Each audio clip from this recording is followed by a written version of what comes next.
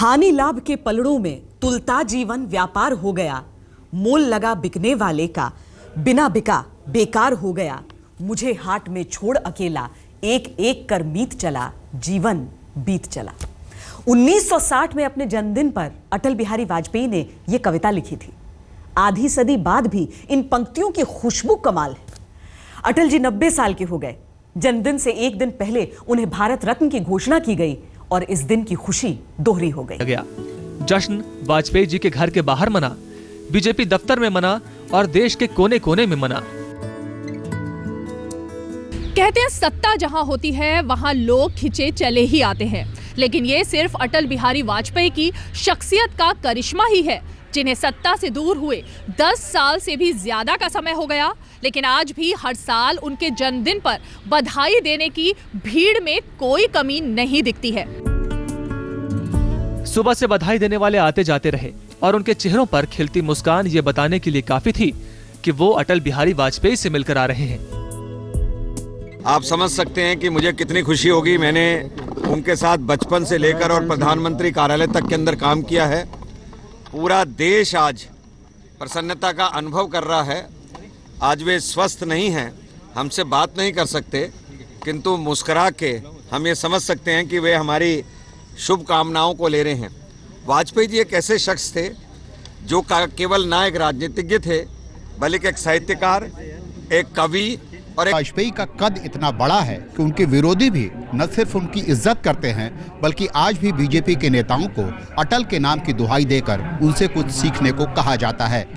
अपने अपने चुनाव क्षेत्र से कई बार चुनाव जीतने वाले नेता तो तमाम हैं, लेकिन अटल बिहारी वाजपेयी देश में इकलौते ऐसे नेता हुए हैं जिन्होंने देश के 5 अलग अलग राज्यों से लोकसभा चुनाव लड़ा और हर बार जीते। एक खुशी का एहसास चेहरे पर था, एक खुशी का भाव। अटल जी के नेतृत्व में पहली बार बीजेपी की सरकार बनी थी। अटल जी ने 25 से ज्यादा दलों का साथ लेकर भारतीय राजनीति को नया फॉर्मूला दिया, लेकिन जब बहुमत से बीजेपी की सरकार बनी और नरेंद्र मोदी देश के प्रधानमंत्री बने तो उन्हें अटल जी बहुत याद आए।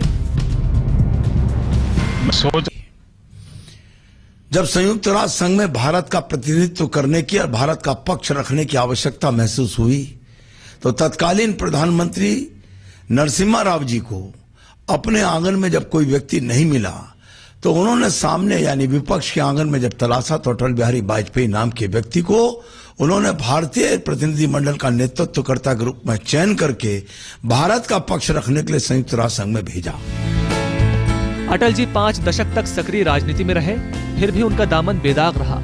सिद्धांतों से कभी उन्होंने समझौता नहीं किया। संसद के धुरंधर रहे हैं, ऐसे धुरंधर जिनके भाषणों पर विपक्ष भी तालियां बजाता था, तो दूसरी तरफ उनके भीतर एक भावुक कवि भी बसता है।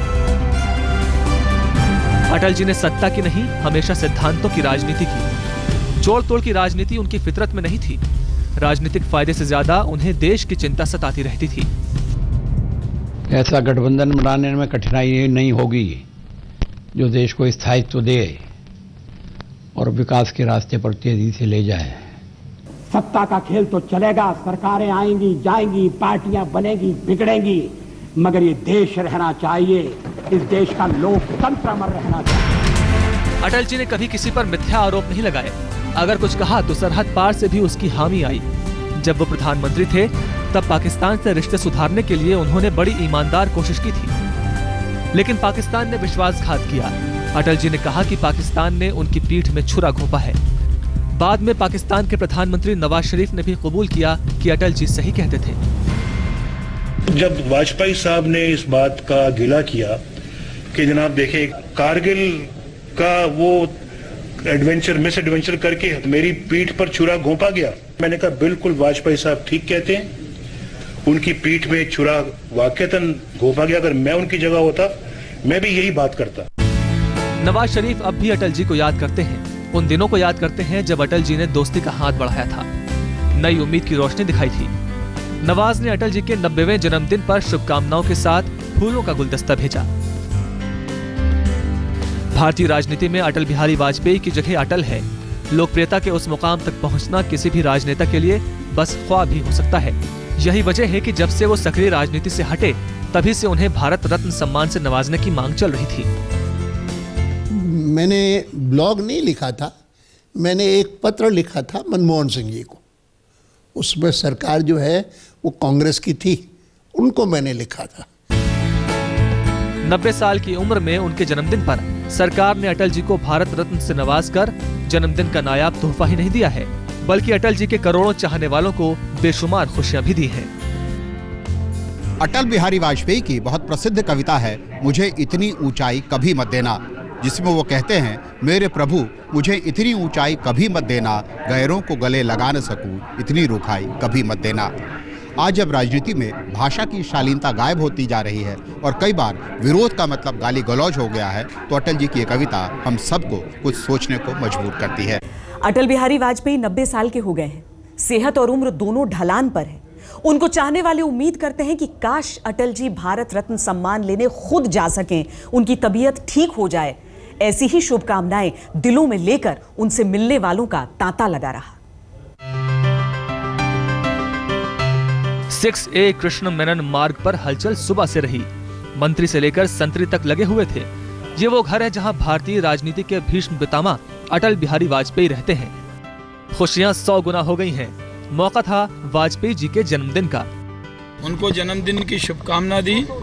जब मैं मिलने गया तो अडवाणी जी वहीं पर साथ में खड़े थे। उन्होंने अटल जी को कहा कि ये शाहनवाज हैं।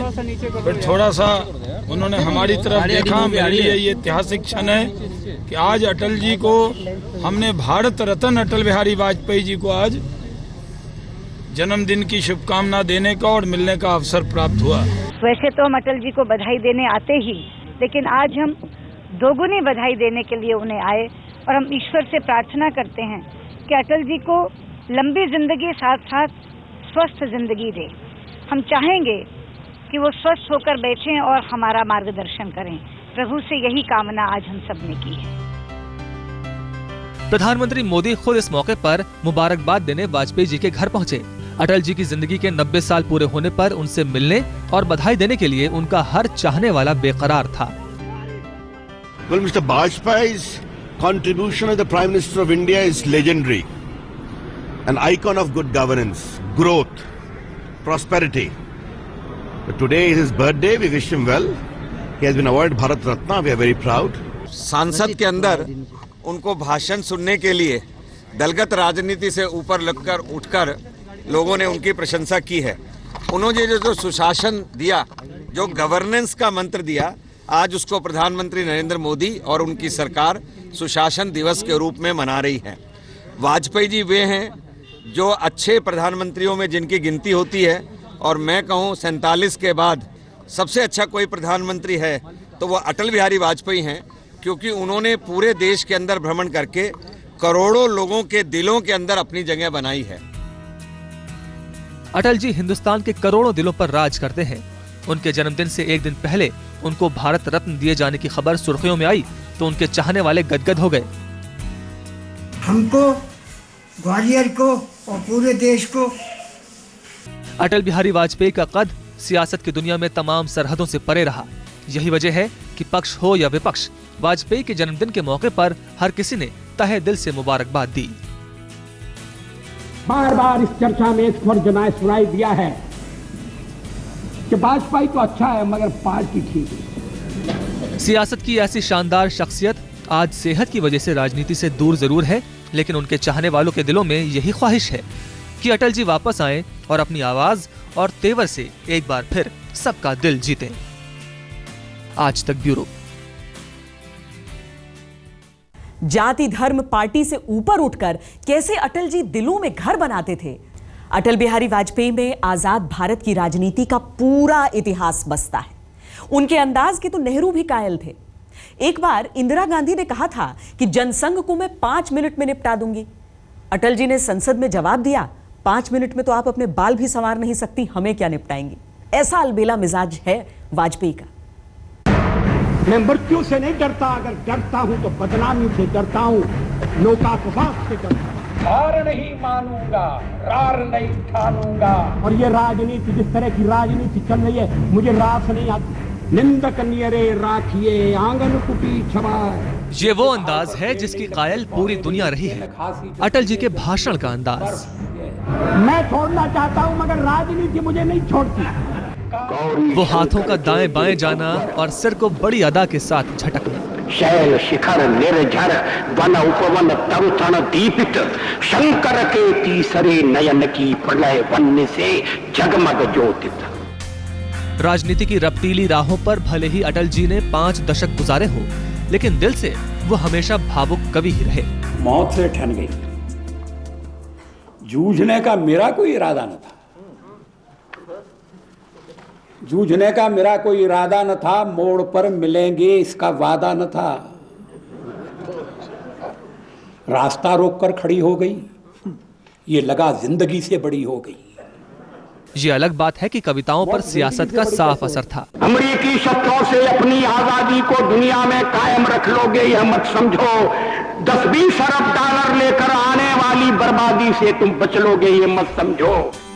अटल जी को जिन्होंने अपने रंग में देखा है, सबके पास उनकी यादें हैं, उनसे जुड़े किस्से हैं। कानपुर के उनके सहपाठी रहे डॉक्टर राम मोहन सिंह को बरबस याद आया छात्र जीवन का वो किस्सा कि हम लोग जैसे पहला पीरियड खत्म हुआ और दूसरे पीरियड में किसी अच्छे टीचर के पीरियड में पहुंचने के लिए आगे की सीट पे बैठने की होड़ लगाते थे, तो अपनी अपनी कापियां दरवाजे से ऐसे सदे हाथों से फेंकते थे कि वो कापियां जिस टेबल पे पड़ती थी वो सीट फिर रिजर्व हो जाती, फिर कोई दूसरा वहाँ नहीं बैठ पाता था। अटल जी इस मामले में बड़े होशियार थे, बड़े संभले हाथों से फेंकते थे। लालजी टंडन तो अटल बिहारी वाजपेयी के सबसे प्रिय लोगों में से एक रहे हैं। बार अटल जी की चर्चा चलते ही उनके सामने एक चलचित्र सा चल पड़ता है। जब वो एमपी थे और लखनऊ में उन्होंने 7-8 कार्यक्रम दे दिए और दिल्ली में उन्हें बहुत तेज बुखार आ गया। अब कोई चीज खाने की स्थिति में नहीं, कोई चीज ले नहीं रहे थे, बुखार से तप रहे थे। मैं गाड़ी में साथ में बैठकर एक थर्मस में गरम सूप और एक थर्मस में चाय रख के रास्ते भर जैसे कोई एक बच्चे को कुछ खिलाने की कोशिश करता है, इस तरह से कि कुछ भी ले ले। मध्य प्रदेश के पूर्व मुख्यमंत्री कैलाश जोशी के पास भी अटल जी की कुछ अनूठी यादें हैं। नहीं, कार्यशैली तो ऐसी थी कि इतने बड़े नेता होने के बाद भी वो इतने सुलभ थे कि छोटे से छोटा कार्यकर्ता भी उनसे मिलता था तो बड़े मनोयोग के साथ उनसे वो बात करते थे। अटल जी की भतीजी माला तिवारी को बखूबी याद है कि उनकी शादी में अटल जी ने उन्हें नायाब तोहफा दिया था।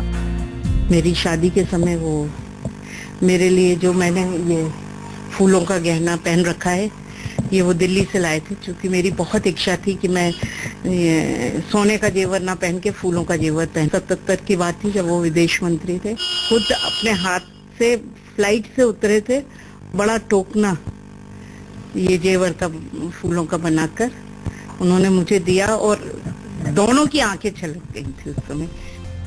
अटल बिहारी वाजपेयी की शख्सियत अनोखी रही है। कोमल हृदय वाले वाजपेयी कठोर फैसले लेने में कभी झिझके नहीं। पक्षपात, ऊंच नीच, मजहब, जाति की सरहदों से हमेशा ऊपर रहे। तभी तो वो सियासत की गलियों से ज्यादा करोड़ों दिलों में बसते हैं। कानपुर में रंजय सिंह, इंदौर में राहुल करैया, भोपाल में अमित कुमार के साथ हिमांशु मिश्रा, दिल्ली आज तक। वाजपेयी जी की स्कूली जिंदगी, उनका कविता से प्यार, उनकी जिंदगी के तमाम किस्से